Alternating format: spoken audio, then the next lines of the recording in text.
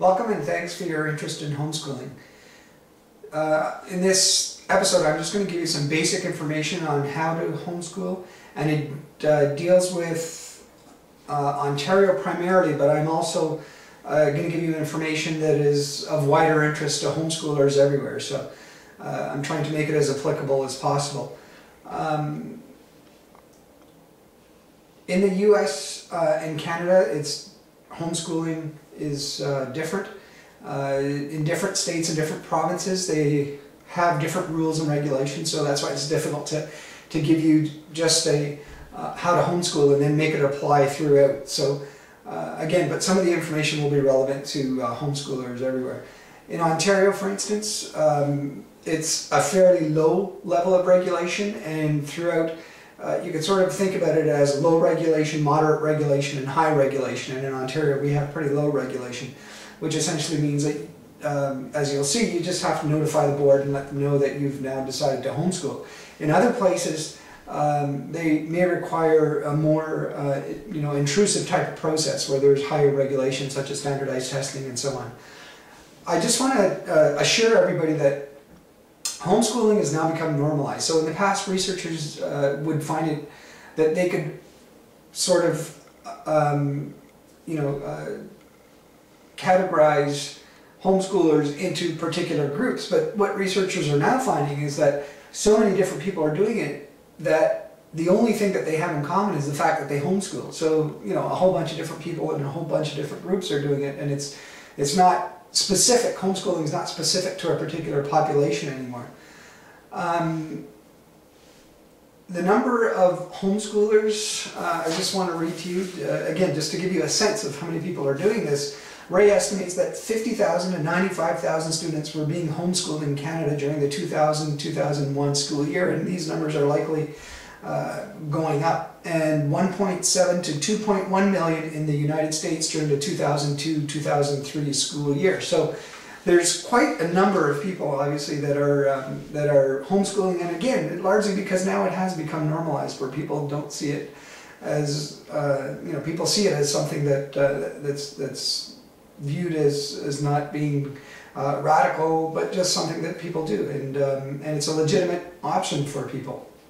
Now, in Ontario, what do you need to do? Well, simply all you have to do is you go on to the, probably the easiest way is go to the Ontario Federation of Teaching Parents website, which is www.ontariohomeschool.org, and in there's a link to Program Policy Memorandum 131. So you click on that, and then it'll take you to a different page. You click on Program Policy Memorandum 131 again, and that'll take you to the Minister of Education website that tells you what Program Policy Memorandum 131 is. And essentially that's just the memorandum and the policy that guides us as homeschoolers and boards and so on, what you need to be doing if you're a homeschooling parent, or and what the procedures are. So once you get there, I just want to read you a little bit of what Policy Program Memorandum 131 actually says. And again, you'd be wise to just go and read it for yourself. But parents who decide to provide homeschooling for their children should notify the school board of their intent in writing. So all you need to do is click on Appendix B when you're there, and it'll take you to this form here, which is the Appendix B, sample letter indicating notification of intent to provide homeschooling.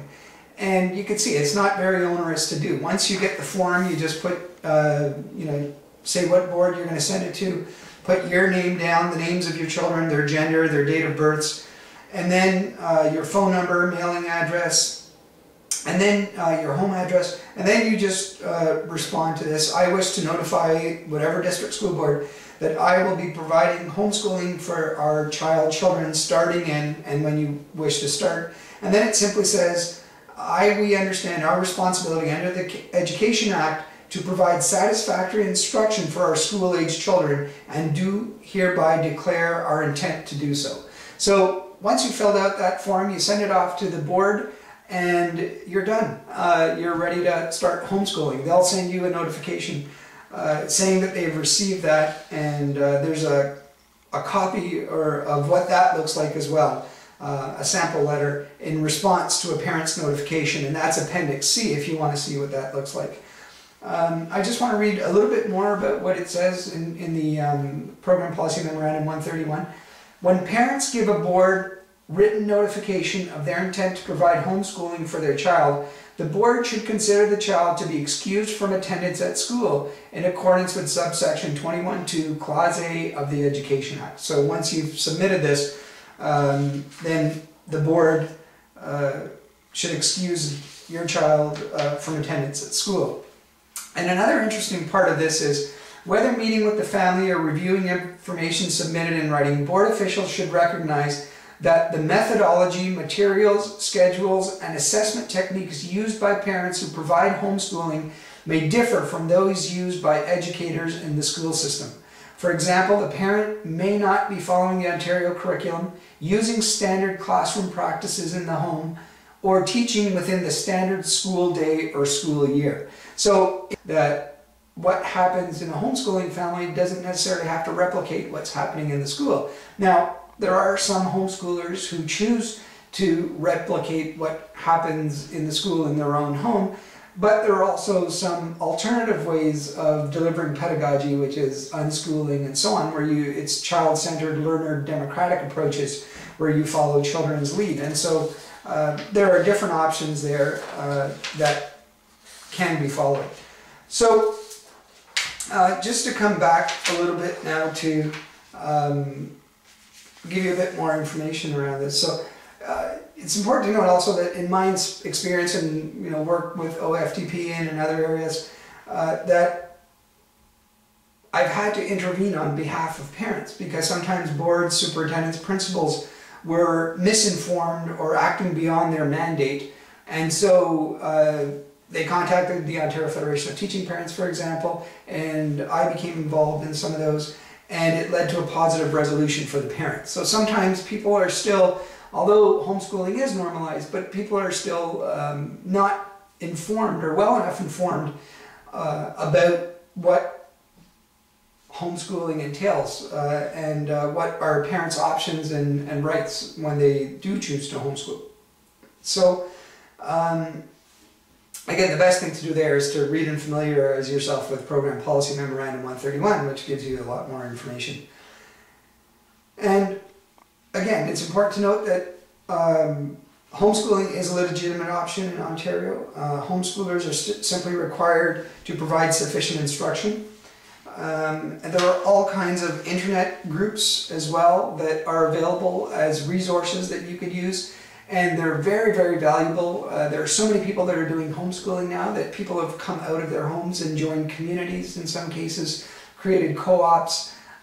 People organize trips, for instance, for a whole bunch of homeschoolers to go at particular times, sporting events, and so on. So there's a lot of creativity out there and a lot of really interesting and positive things that are coming out of groups of people that get together. And if you often on these internet resource groups, you just key in, I live in this particular area, is anybody else around here? And inevitably somebody will respond, yes, I live really close to you.